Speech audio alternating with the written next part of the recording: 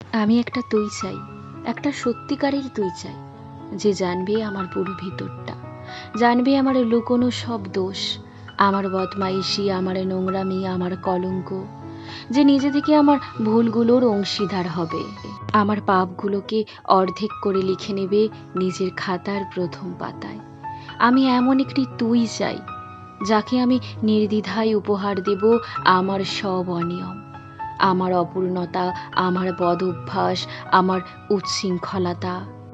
আমি পিঠ চাপড়ে তার কাঁধে তুলে দেব আমার অসহায়ত্বের ঝুলি, আমার একাকিত্ব, আমার নিঃসঙ্গতার কষ্ট, আমার দুশ্চিন্তা, আমার হতাশা, সবগুলো ঝাড়ুদারির মতো কুড়িয়ে নিয়ে সে বাঁধবে মস্ত বড় এক বস্তা।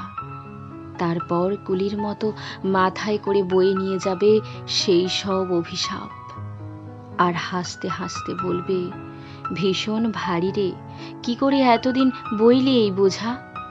তারপর ঠিকানা ছাড়া পথে হাঁটতে থাকবে অসীম সমুদ্র পর্যন্ত।